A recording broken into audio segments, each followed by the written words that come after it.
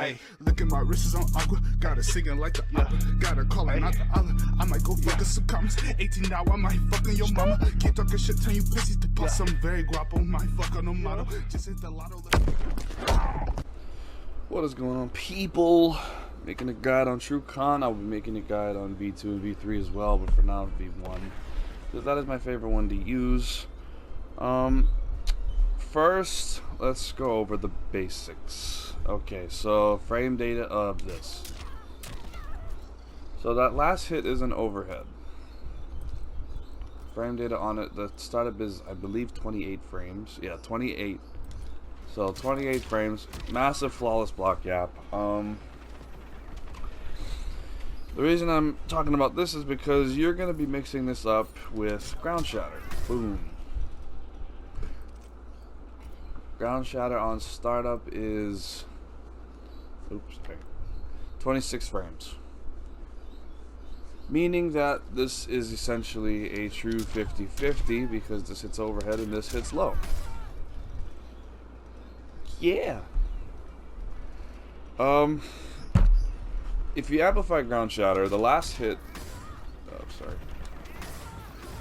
the last hit is also a low, however it looks like an overhead. I guess he swings maybe I don't know where he's swinging it where it doesn't hit as an overhead, but it's a low. For those of you that don't know, the amplification is a low. Hammer toss.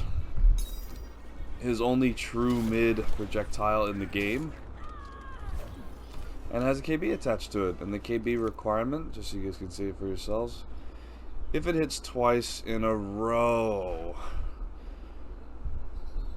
Now, honestly, you're not going to be getting this KB too much. For you mid to higher level players, you're not going to be getting this crushing blow too often. There are ways to set it up, but I'll get into that more later. And his taunts. Okay.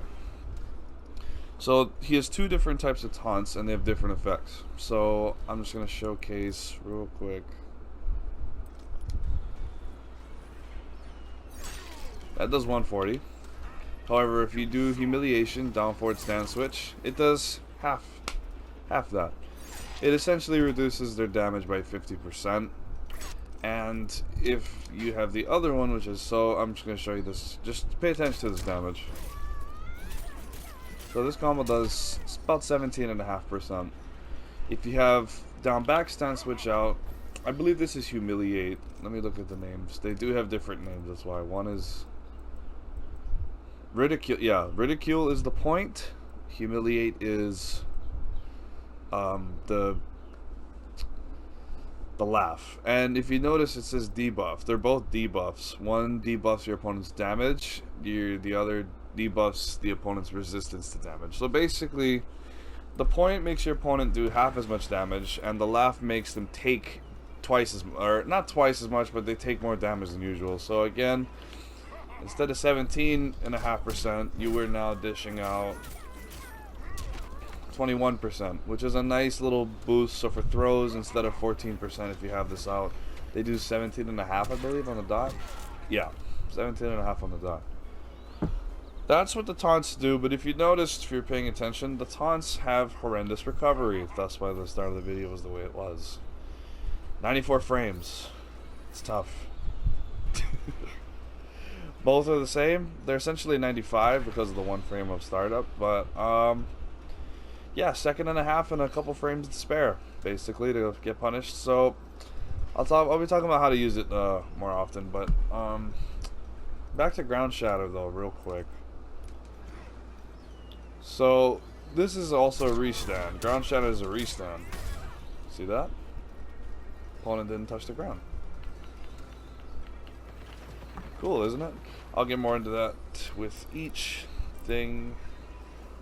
But real quick, I'm going to show off the B&B mid-screen combo and the restand corner combo, just so you guys know what it is. Then I'll get more in depth into the restands later. But for now, here you go.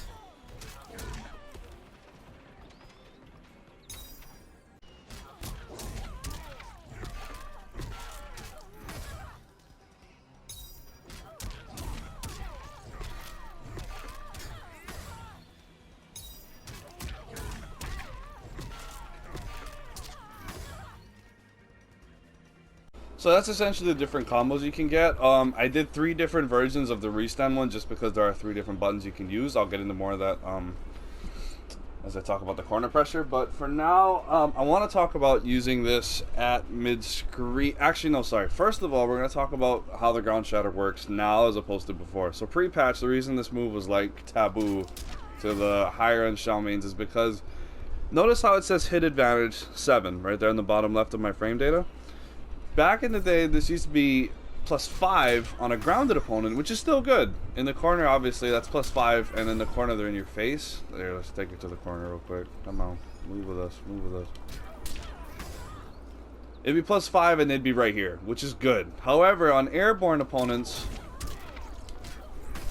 this would be -8. However, they have changed the hit reaction or animation or something of the opponent to make it so it's +7 consistently on grounded or airborne opponents. As long as you're hitting the opponent with this move, you are going to be +7.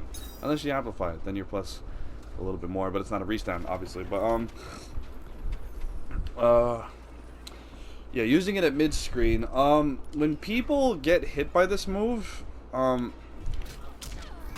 their first reaction, because at mid-screen, you're probably not going to use it at mid-screen as a restand. You can, but the pushback is insane. Like, this isn't too bad. I can kind of work with this. I can still make a jump in if they stand back. And if they stand back, obviously... here, sorry, let me just get the distance. If they walk back, I mean, I'm still in their face for the most part. Like, a couple dash-ins, a little wave dash, I'm in. Like, back here. Tef Kitana. Is there a way to have them walk backwards? Let me see. No. Can't do that. Oh, wait, I can just... I'm trying to... I was just keep doing it for a while. Shit. Fuck, no, I can't catch her. Little bitch. No, not that, sorry.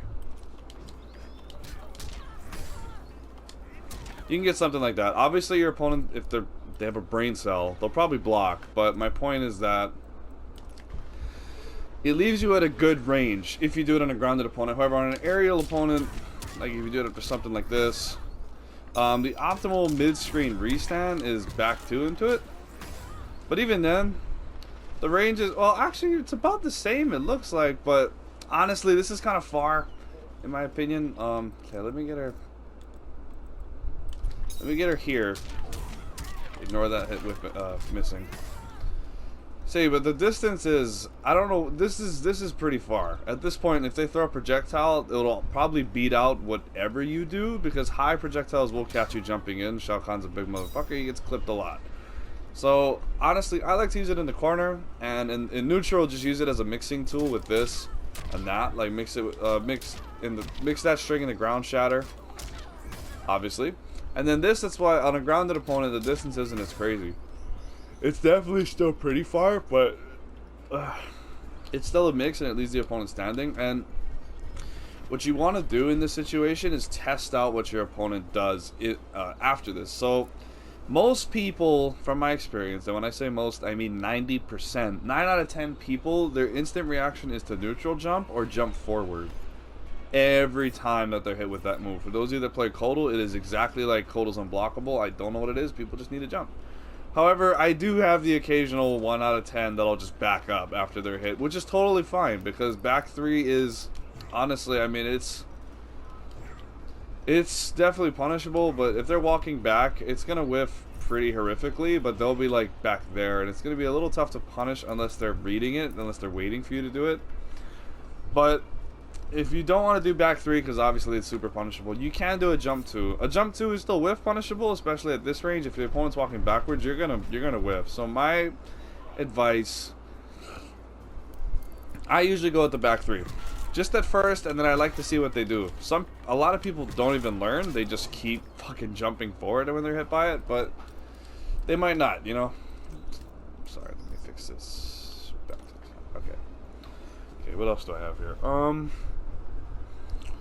Here, let me just show you what it looks like, for example. So like if the opponent were to jump forward after getting hit by it, and you did a back 3. Oops, sorry. Sorry, I whiffed it, guys.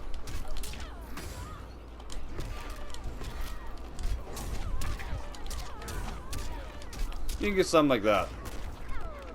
That's not on every stage, that's obviously area specific, but you get the point. That's a lot of damage off an anti-air after, you know, catching them. That's a lot of damage. If you're using Shao Kahn, you're going to be cashing out on damage a lot unless they're breaking away. But after a restand, yeah. And then if you want to go for the jump too, sorry. Go straight into back 3. Still get the same kind of damage, 2% loss, not a huge deal. The jump 2 is obviously safer, it's even plus. You know, if your opponent just stands there, you're better off doing the jump 2, because if you do a back 3, a smart opponent will punish you, but a jump 2, you can actually enforce pressure again. Sorry, that was a drop, but you get the idea. After the ground shatter, a lot of opponents like to jump, take advantage of this, and cash out on a combo after you land the ground shatter. But okay, that's pretty much it for using it at mid-screen. Corner pressure. Actually, I have this bullet, when to amplify. Amplification is something you only do if you're constantly mixing and the opponent begins to block this. And if they're kind of the quick to press type of opponent, which in K11, a lot of them are, feel free to amplify, catch them off guard. This is interruptible with a 6-frame down 1. I think even a 7-frame down 1 will do it. But Gearus' 11-frame mid cannot interrupt it. A lot of highs will flat out miss. It has to be a mid. It is interruptible with a mid. I believe here. Let me just look at Kitana's buttons real quick. Someone's mowing their lawn. I can smell it. Sorry, that was kind of random. 9-frame mid. Okay, yeah. Let's okay, now that I'm player 2. Let me try. So it'll trade. So no mids can interrupt it other than a poke.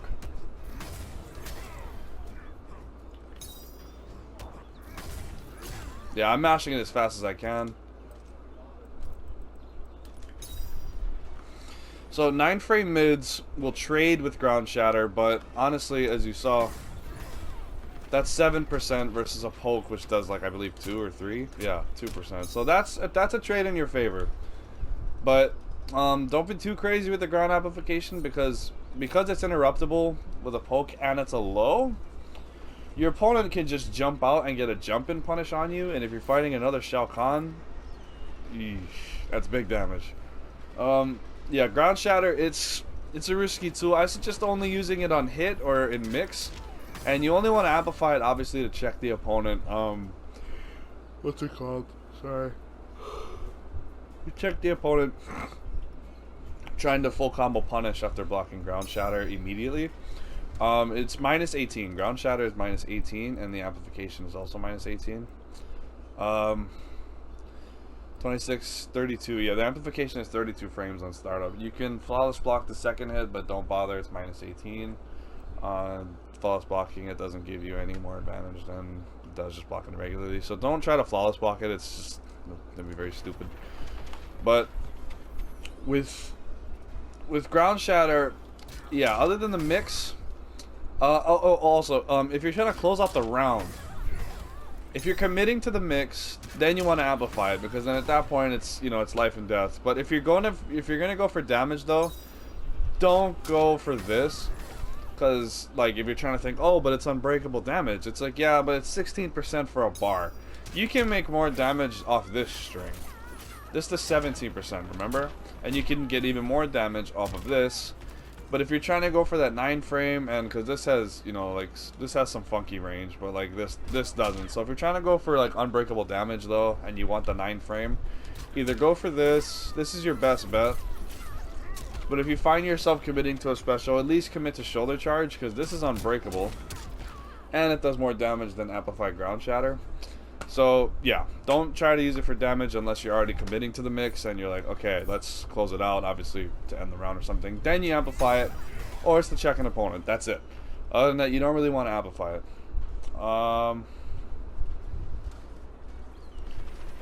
Okay, corner pressure. Okay, let's take her to the right.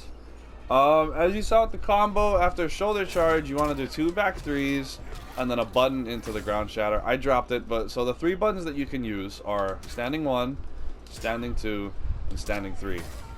in the ground shadow. Standing 3 is 13 frames on startup. So is standing 4. However, standing 3 has better cancel advantage than standing 4. Yeah. So because of that, so if you actually look versus, he does the ground shatter a lot faster after the standing 3.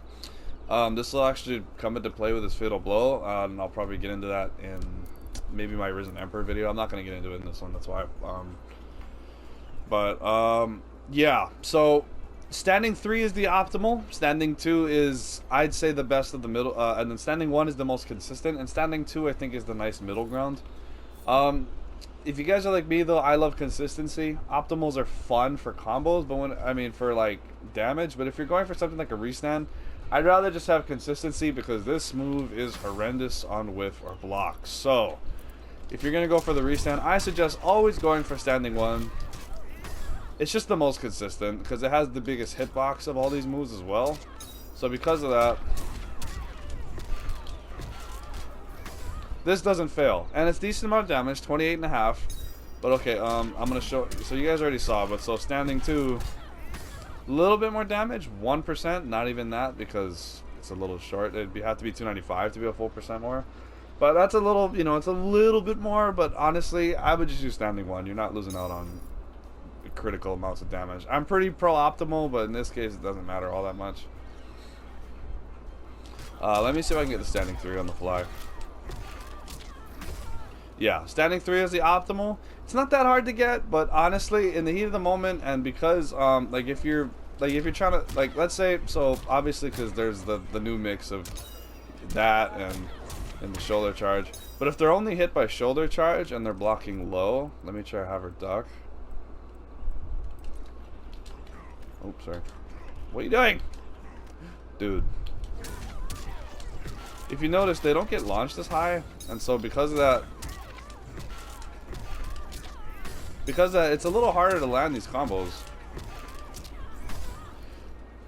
Yeah.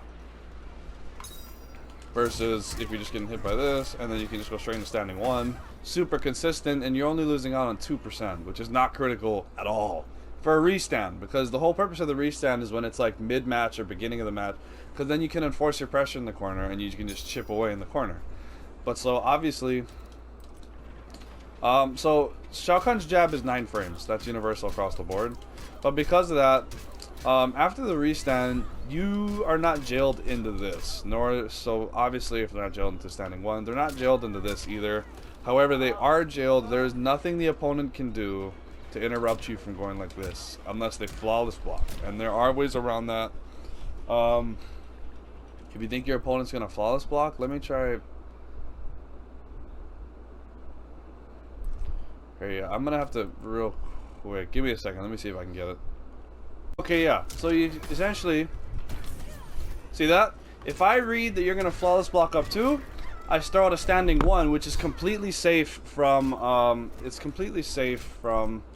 Let me just pause it. It's complete. Standing 1 is safe from flawless block attacks. If you think someone's gonna flawless block after something, you can throw out a standing 1, and it's completely safe to throw out. Therefore, if they go for an up 2, you can get a reversal throw punish, as I just showed. So obviously you get restood, go for something like that. You get reversal throw punish for that. And Shao Kahn mains, and those of you that have fought enough Shao Kahns know that that is his most damaging crushing blow. And you were eating at least 50%, especially if you're in the corner. You were probably going to eat even more. But that's how you would check somebody that likes to flawless block after, on hit, like I do. If you watch me, I flawless block on hit all the time. But it is a risk because obviously you are a victim to micro ducking. So against scorpions and stuff, I don't recommend it. Or at least just mix it up. If you think they're gonna go for that, or you just gotta keep your opponent on your toes, and that's on you guys. I can't coach you on that. It's completely on you guys how you go about that whole dilemma of micro ducking versus flawless blocking. But honestly, it's a really nice tool to have. A lot of characters don't have a way to check a flawless block with a lot of characters don't have a way to like bait out a flawless block attack and get a full punish for it, and in Shao Kahn's case get a massive punish for it. So please use that to your advantage against for you higher level guys. For you lower level people, No one's flawless blocking that. They might flawless block this, but they're not flawless blocking on hit. Trust me, no one's going to do it. So have at it with the pressure in the corner, which I actually didn't finish talking about. But so, you can mix up with something like this. You can go into short hop. Let me just... You can go into short hop. You can go into 4-4 if you're feeling ballsy. If you think they won't block, if you think they won't neutral duck, you can obviously throw after it.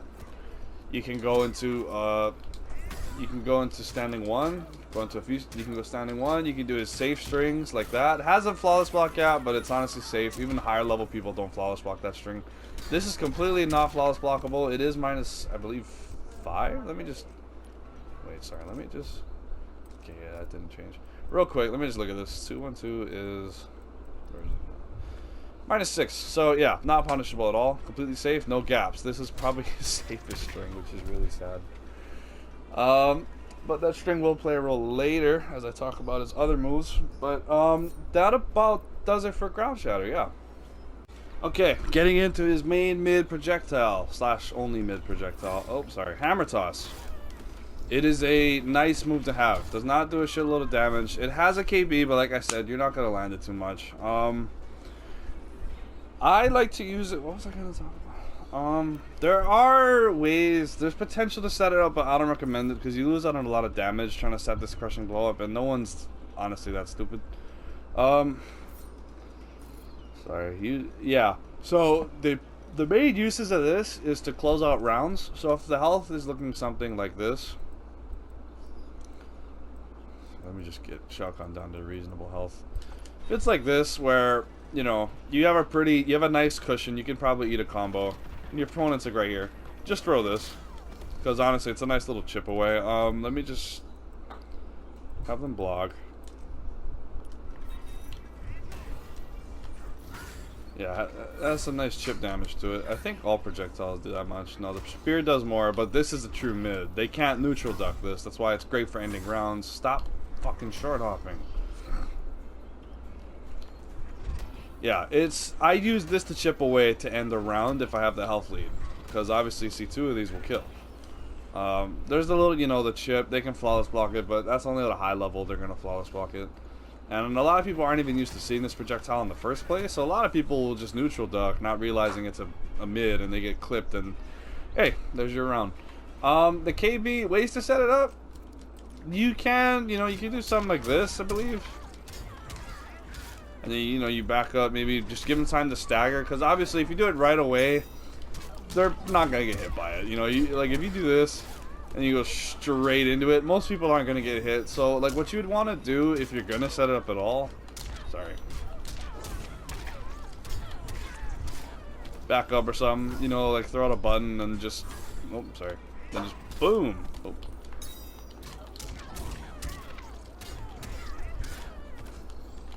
Yeah, you can't throw out a button, sorry. That doesn't count anymore. But you can back up, you know, stagger a little bit, you know, fuck around, and then just toss it, like, you know, a second later or something, and you know, you might catch somebody trying to throw a projectile. People are very impatient in this game, and they have really recognizable patterns, so try that out if you're looking for a setup. But honestly, closing out the round is the main use for it, and it does catch Sub-Zero and Aaron Black's slide, so there's that. Fujin goes right the fuck under it because Fujin's a busted ass bitch. But Sub-Zero and Aaron, you can clip them trying to slide. They can't slide under the Wrath Hammer, so don't be afraid to toss it out against those guys, okay? And that actually, that's about it for the Hammer Toss. It's not anything spectacular. Alright, and finally the taunts. Now the taunts are horrific, but they do have potential to help you out. If you do get one out, or like if you want to learn, so ways to get it out. There are 3 ways that you can get it out that are 4 technically, but... You can do it right after. Sorry, this controller's busted. So you have 62 frames of advantage, and this is 94 frames of recovery, meaning you can't special cancel after it. So you have a raw, I believe it's 32 frames then, 32 to 33 frames that you can get punished, and your opponent's right there.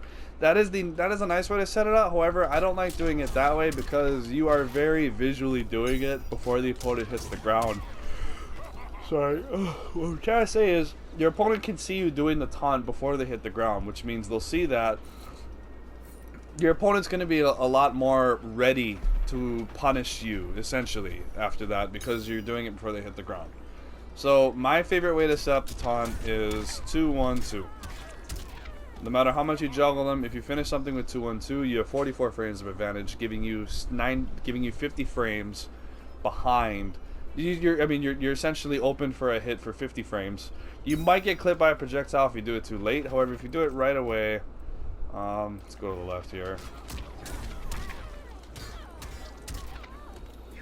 You can do it as your opponent's still rolling, essentially, is my point with this. Basically, the taunt's coming out as your opponent is still getting up.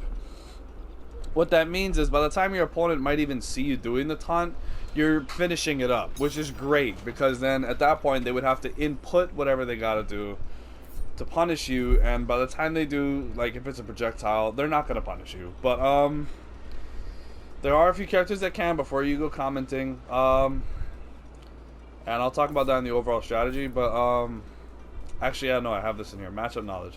Characters with full screen attacks and teleports, such as Scorpion, Cetrion, Gearus, characters like that can punish you in this variation for using the taunt at all times. There is no real way you can. I've seen some potential with this. 53 frames of hit advantage. Sorry. But even this, I mean, you're still minus 41, I believe. Yeah, 41, 42, and the opponent's right here. So I don't know. The taunts are tough to set up, but if you do get one out, it is great because then you get access to this crushing blow. Yee! So that's what the damage one. So that does 40 on its own, by the way. So if you get a jump in, I believe it does 42. 42% unbreakable damage, that is more than a crushing blow. So if you get a jump in with this, 42. If you have the point out, so this is the one that makes them do less damage. So you're not going to get as much if you have the point one out, but you still get, I believe, 39, 38. Yeah, still super good. So, but the thing is too is, obviously everyone knows about this crushing blow. So what you want to do now is, honestly, most people, if they're smart, for you beginner level players, I can't help you. People are fucking maniacs. I don't know what to tell you. But if you get a taunt out, you essentially have access to a mix.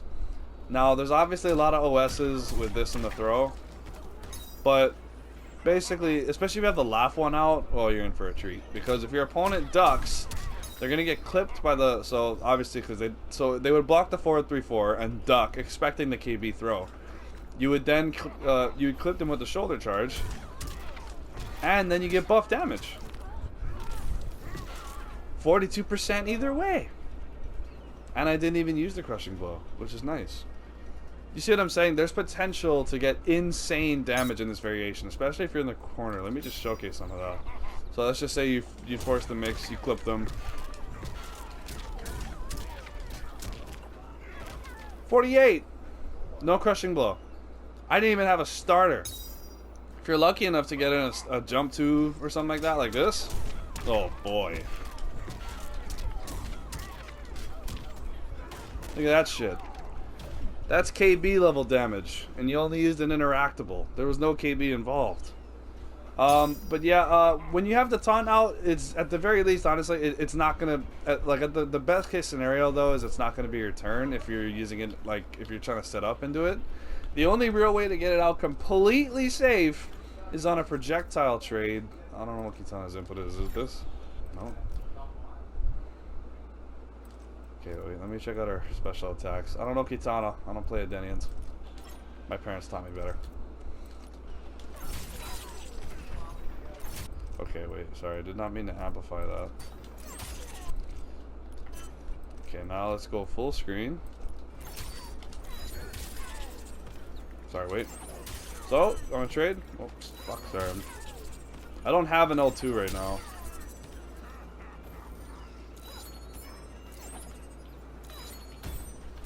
I promise you it's safe. It's safe.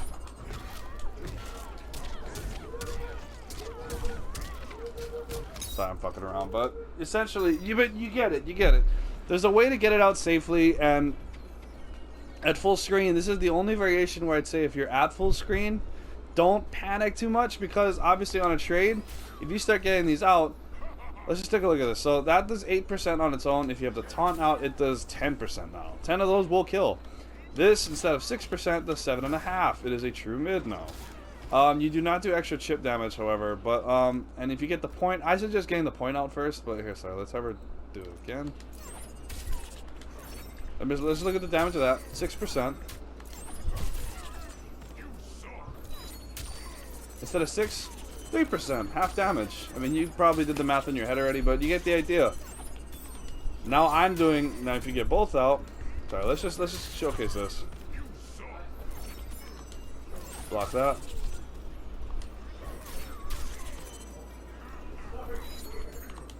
Now they're doing half damage, and I'm doing double.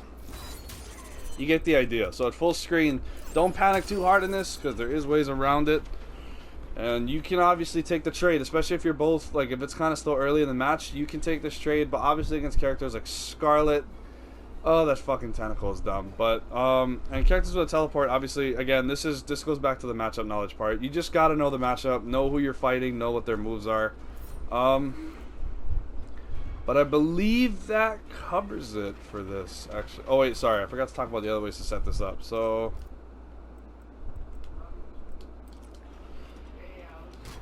2-1-2. You can even do 2 of these.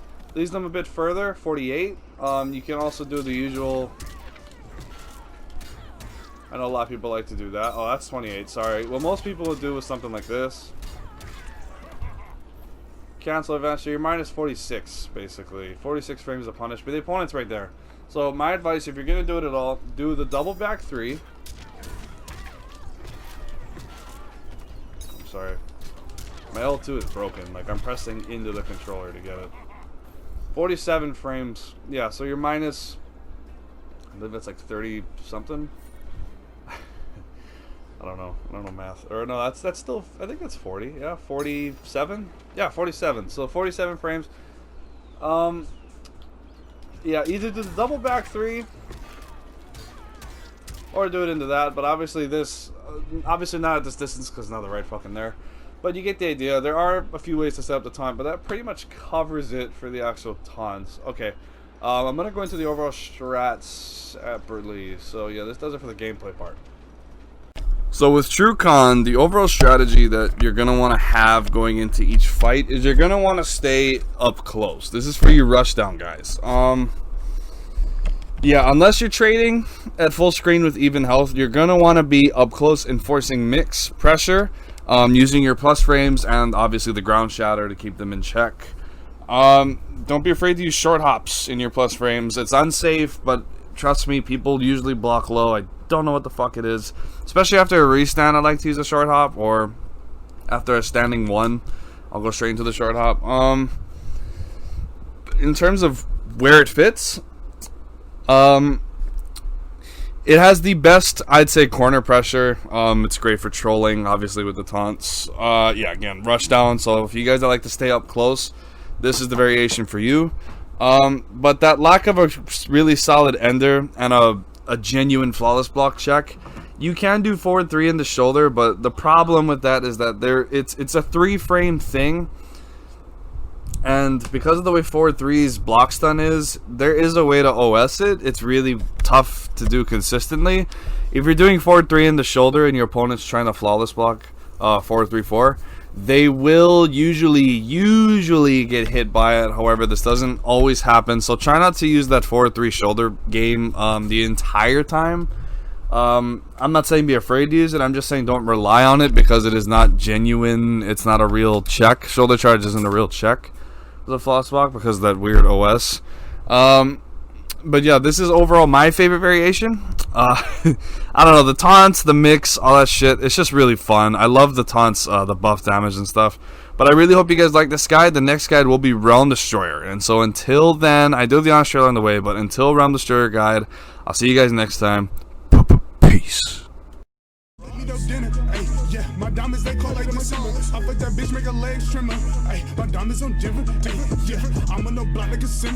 Ay, she come when I whisper. Ay, yeah, hands underneath, shit simple. Locks, hey, yeah. We smash your thoughts. Fuck a bitch. She saw my, hey, yeah, hey, what?